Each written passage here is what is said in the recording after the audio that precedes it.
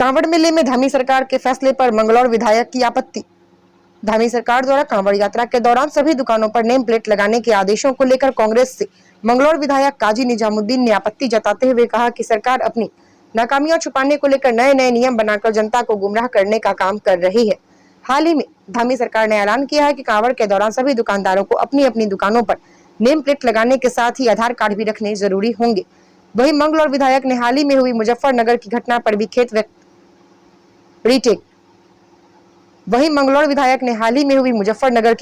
भी खेद व्यक्त करते हुए कहा कि मुजफ्फरनगर के रेस्टोरेंट पर प्राइवेट संगठनों द्वारा रेस्टोरेंट पर काम करने वाले कर्मचारी की पैंट खुलवाने का काम कर बहुत बड़ा अपराध किया है। ऐसे लोगों को कभी भी बख्शा नहीं जाना चाहिए।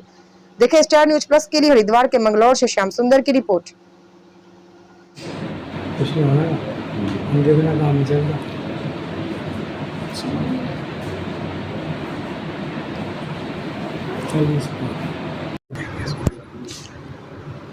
सदियों से कावड़ चलती चली आ रही है। ये अभी जब से ये भारतीय जनता पार्टी की सरकार दूसरे टर्म में आई है, इन्होंने ये नई नई प्रक्रियाएं शुरू की गई कर रहे हैं। यहाँ कभी किसी विवाद की कोई सूचना नहीं आई, लेकिन इनकी सरकार के चलते इस तरह की बातें आ रही हैं। अब अपनी प्रशासनिक विफलताओं को छुपाने के लिए और अपने कुप्रबंधन को छुपाने के लिए ये इस तरह की बातें कर रहे हैं। मंत्री जी अपने नाम के सामने अपने आप को, अपने जो उनके गलत कारनामे हैं जिसमें कोर्ट भी संज्ञान ले रहा है, जिसमें जांच एजेंसी भी संज्ञान ले रही हैं, उसमें वो अपना नाम के आगे गणेश खान कह रहे हैं कि गणेश जोशी जी कह रहे हैं मैं गणेश खान थोड़ी लिखने लगूंगा। अब आप अगर हमने कभी व्यक्तिगत बातें नहीं की, लेकिन वो उनकी जांच का संज्ञान कोर्ट ले रहा है, तो वो इस तरह की बातें करने से भावनात्मक या अपीजमेंट या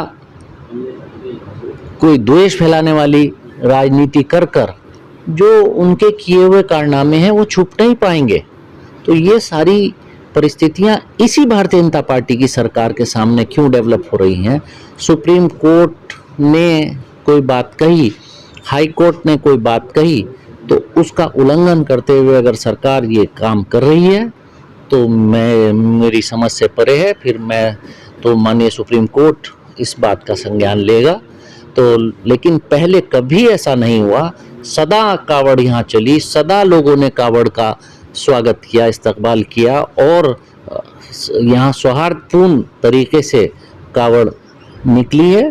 तो ये इन्हीं सरकारों के सामने क्यों इस तरह की बातें हो रही है, ये जनता को सोचने की बात है। ये बिजली की कमी,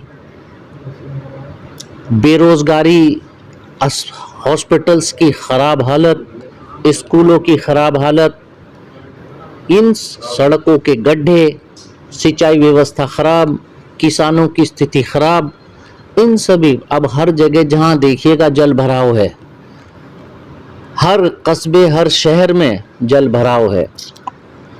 आपदा है तो उसका सही सरकार उसको सही तरीके से नहीं हैंडल कर पा रही है। तो इन विफलताओं को छुपाने के लिए वो एक नया शोशा छोड़ते हैं।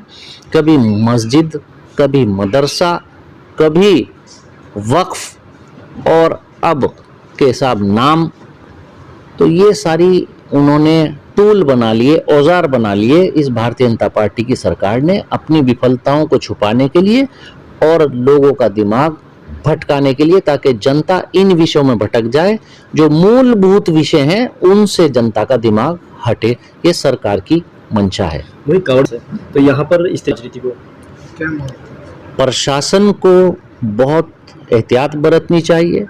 ये सरकारी पुलिस प्रशासन या प्रशासनिक टीम अगर कोई छानबीन करे, वो भी धार्मिक या जातीय आधार पर छानबीन करे, तो वो भी किसी भी सूरत से इस देश में बर्दाश्त नहीं किया जा सकता।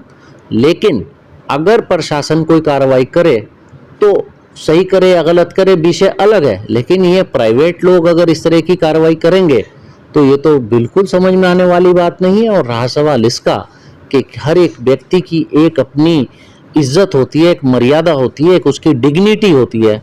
तो उन्होंने अति उत्साह में, वो तो पंडित जी थे जिनकी उन्होंने पैंट उतरवाई, और पैंट उतरवाने के बाद क्या किया, एक पंडित जी का उन्होंने बेइज्जती की, उनकी डिग्निटी उन्होंने डाउनग्रेड की। तो ये तो किसी एक व्यक्ति की आप अपमान, उसका व्यक्तिगत उसको आप डिग्निटी खराब कर रहे हैं। तो ये तो एक बहुत ही गंभीर और चिंता का विषय है। तो ये प्रशासन को, सरकार को उनके खिलाफ कार्रवाई करनी चाहिए। और प्राइवेट लोगों को किसने अधिकार दे दिया कि वो जाएं और तलाशी लें और जाएं और जांच करें?